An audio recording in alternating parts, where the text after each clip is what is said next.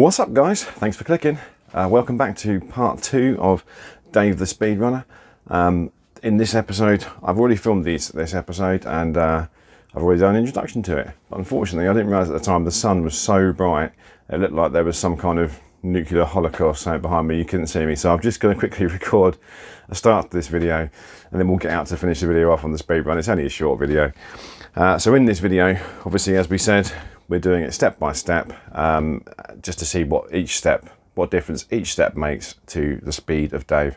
So this one was foams, just the foams, nothing else, just to see if they would make it faster, slower, no different, whatever. The foams are smaller, so because you're reducing the size of the wheel, you're technically messing around with the gearing, so I would expect to lose a few miles an hour from the wheels being smaller, but they do grip better. They've got because they're foam, they don't expand. They're going to keep the traction of the car better on the road, make it more stable, and it will make it stick to the road better. So we will see. You might gain some speed from that, we might lose some speed from being smaller. It might even itself out, but I would imagine overall we'll perhaps lose a couple of miles an hour. We'll see. You'll see in the video in a minute anyway. The only thing I would say about fitting these foams, I did touch briefly on at the end of the video, is that you don't need any. You have to adjust your steering. You don't need any camber on it. For those who don't know, camber on a wheel, if your wheel is straight like that, or like that, if your wheel was straight like that, manufacturers put a camber on the wheel like that. The idea is when you're driving and you put your car into a corner, the suspension and the force makes the car do that. As it does that, it rolls onto the tyre, giving you more grip. Because we're only concerned about straight line speed, and because we're only concerned about grip, we don't need any camber, so you have to adjust that camber off. If you don't, because these tyres are foam, all it will do is it will just wear the tyres at that angle, and you'll go through the tyres so much quicker than if you didn't do that. The easiest way to adjust the camber on these, or the only way to adjust the camber, is there's a bar on the top there. This one adjusts the camber, so it brings the top of the wheel in. This one does the tracking, which takes the back of the wheel in or out like that to make sure your wheels are going in a straight line. The easiest way to measure it, you can put it on a flat surface. You can get something in like an engineer's tool or something like that, just make sure it's flat. I just used the side of my GoPro, basically put that side against the wheel, that side on the table, and then just turned the adjuster until the wheel was touching it rather than there being a gap. And once you've done that, you're as near as you can get it without buying engineering tools to make sure that wheel's straight. And then the tracking, as I said, the wheel alignment, you just want to make sure both your wheels are going straight ahead and they've got no turn on them like that. And that's it. Other than that, the car's completely standard. I think that bit's still in the video because I think I turned away from the sun by then, so I'll leave it there, guys, but I'll see you out on the road for part 2 of Dave the Speedrunner. As you can see, everything is still standard. We've got the 2S battery still, speed controller and little servo and motor, all exactly the same as they were. We've just got some contact foams on it. I'll leave a link in the description down below to where I got these from Amazon, but you can get them from model shops or pretty much anywhere, eBay, wherever.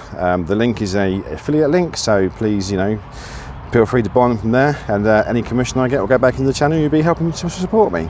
So without further ado, we've got the speed meter on there. We've got some satellites on here. We're going to track it. We're going to start it. And we're going to get going.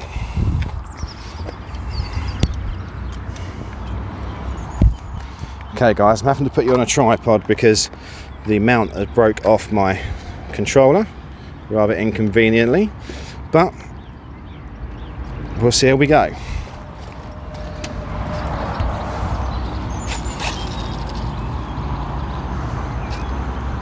It's reading.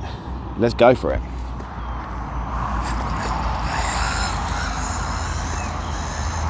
It certainly handles better on the foams.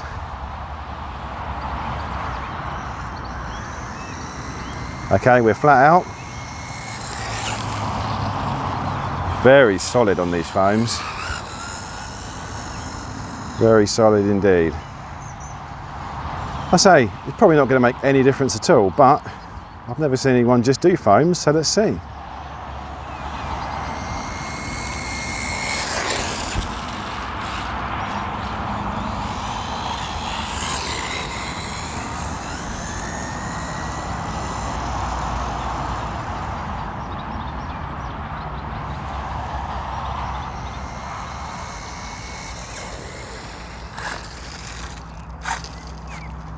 Okay, I think that'll probably do, guys. It's not going to go any faster than that. So let's have a look. Stop. Read. 30 mile an hour. Okay, so we got 32 out of it before. So I can conclude from that putting foams on it has lost 2 miles an hour. But it does handle a lot better and it'll be ready for some speed.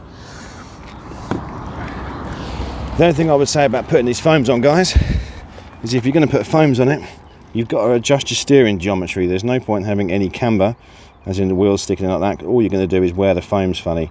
So you need to adjust the camber on this rod here out so these wheels are straight. You just put something straight against it there and wind it out to the straight and make sure your tracking's right. You can see my tracking's still a little bit off, but I'll get to that in the next one. Okay guys, well thanks for watching that. Next week we'll be changing the ESC to see if changing an ESC on its own has any effect on speed, and that will be part 3 of Dave the Speedrunner. Let's go, Dave! See you in the next one, guys.